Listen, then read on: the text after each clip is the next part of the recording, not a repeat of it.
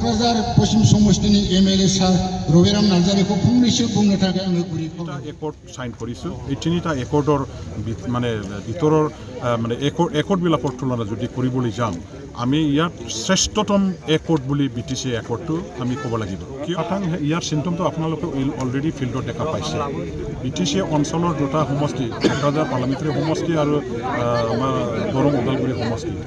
দুটা সমষ্টিটো আমাৰ প্ৰাৰ্থী থাকিব যিহেতু আৰু দুটা সমষ্টিটো আমাৰ এতিয়ালৈকে ক'ব পৰা হ'ল যে আমি 1 নম্বৰ পজিশ্যনতে আছোঁ কোনো দলে এতিয়া আমাৰ লগত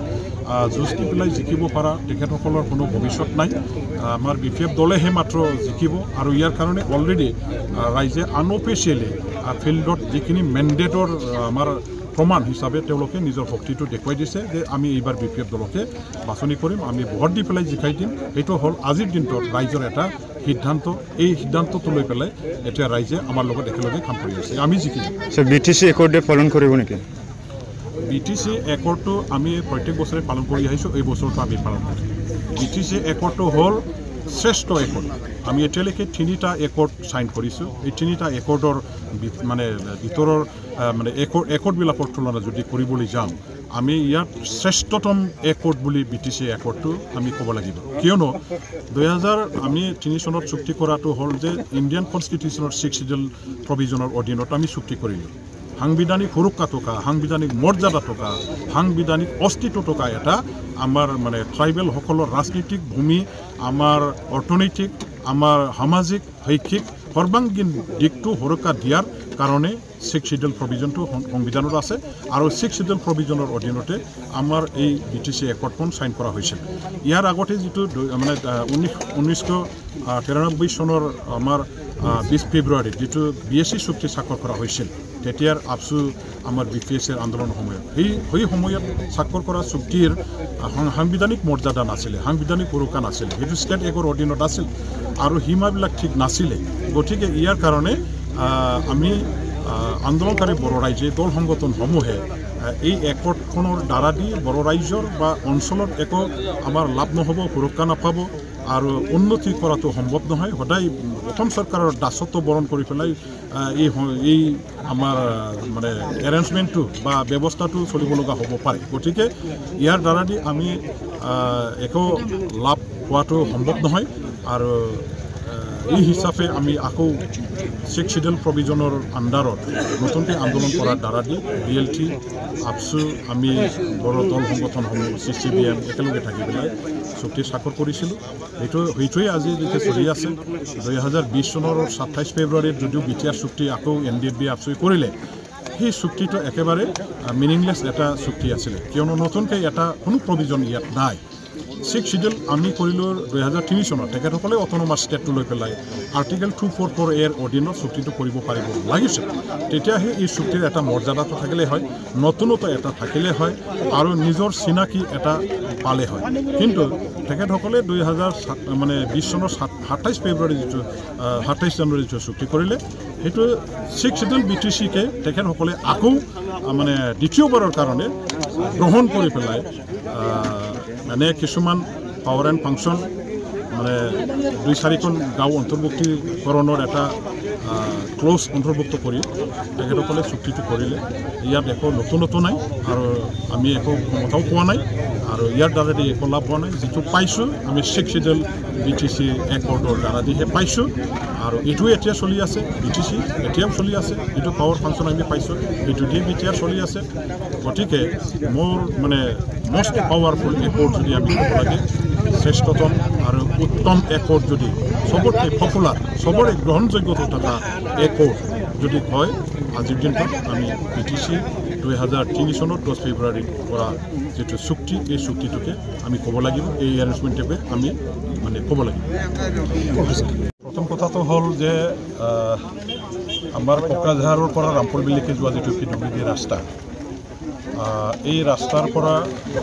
মোৰ যেটো জন্মগাঁও বানুগাঁও হৈ আৰু লগতে আমাৰ হেক বিন্দু যেটো আছে চালবাৰী গাঁও তালৈকে 3 কিলোমিটাৰ 900 মিটাৰৰ যেটো ৰাস্তা এই ৰাস্তাৰ কণ্ডিশ্যনটো খুবেই বেয়া আছিল আৰু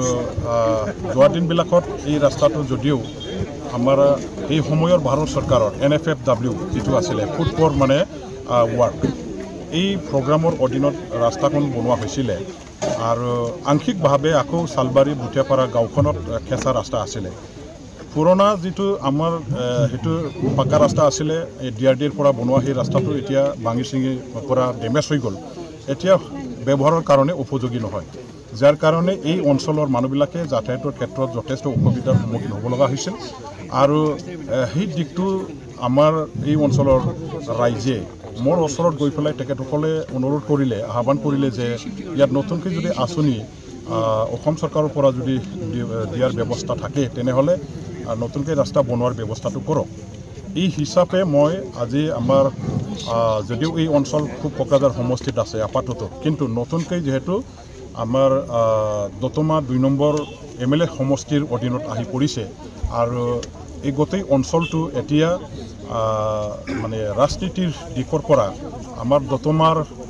এজন এই অঞ্চলৰ বৃহত্তৰ অঞ্চলৰ MLA হিচাপে মই যেহেতু কাম কৰি আছোঁ আৰু ইয়াৰ কাৰণে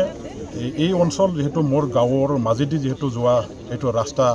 ইয়াত যেহেতু আছে গতিকে ইয়াত সমষ্টিৰ কথা নহয় মই সমষ্টিৰ হিটো চোৱা নাই মোৰ সমষ্টি আনৰ সমষ্টি তেনেকুৱা ধৰণৰ মই একো লক্ষ্য উদ্দেশ্য আগত ৰাখি পেলাই কাম কৰা নাই মোৰ কথা হ'ল যে ৰাইজৰ উপকাৰ হ'ব লাগে উন্নতি হ'ব লাগে যাতায়াতৰ ব্যৱস্থা ভাল হ'ব লাগে গতিকে অসম চৰকাৰৰ ফালৰ পৰা যিটো পইচা পালে এই পইচাটো মই বৰ্তমানৰ এই আমাৰ পুৰণা সমষ্টি হিচাপে যদিও কোকৰাঝাৰ পূব সমষ্টিত আছে কিন্তু নতুন সমষ্টি দতমা সমষ্টি হিচাপে পৰিছে সেইটো কোকৰাঝাৰ নতুন সমষ্টিত সময় যোৱা নাই আৰু অঞ্চল হিচাপে এই অঞ্চলৰ ৰাইজ যেহেতু মোৰ লগত আগৰ পৰা যেহেতু একেলগে জড়িত থকা মোৰ কাৰ্যক্ষেত্ৰ যদি ক'ব লাগে এই অঞ্চলটো হ'ল মোৰ মানে কাৰ্যক্ষেত্ৰ হয় গতিকে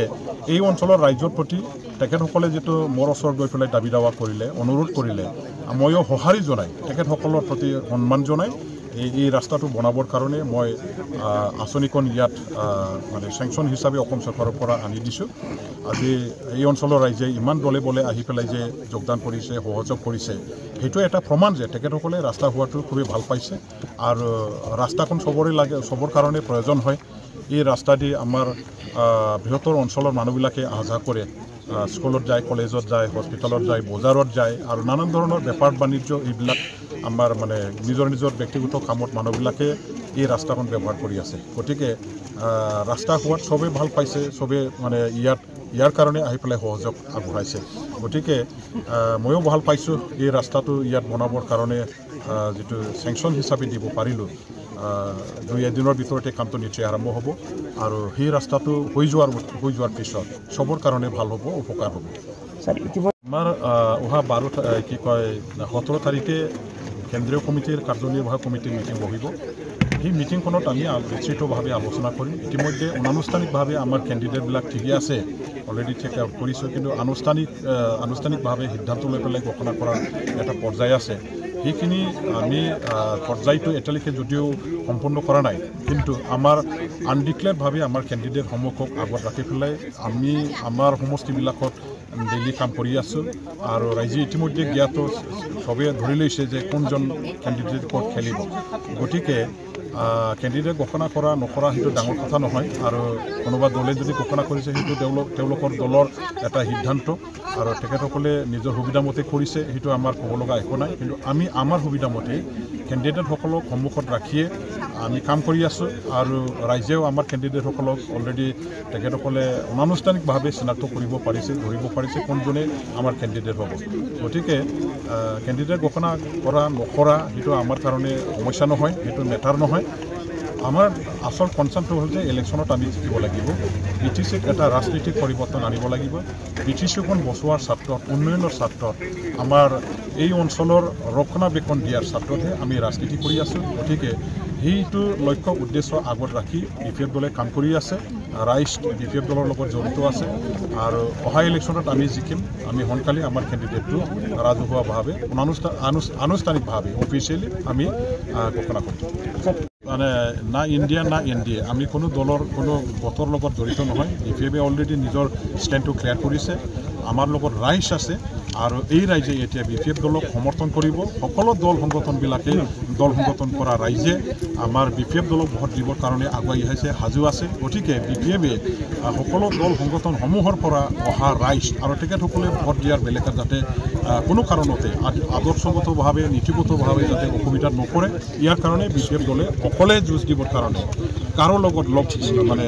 নোহোৱাকৈ কাৰো সমৰ্থন নকৰাকৈ বা কাৰো পৰা সমৰ্থন নোলোৱা মানে আনুষ্ঠানিকভাৱে তেনেকুৱা সমৰ্থন নোলোৱাকৈ ৰাইজৰ সমৰ্থন লৈ পেলাই ৰাইজৰ শক্তিটো লৈহে আমি ভোটত অৱতীৰ্ণ হ'বৰ কাৰণে আগবাঢ়িছোঁ।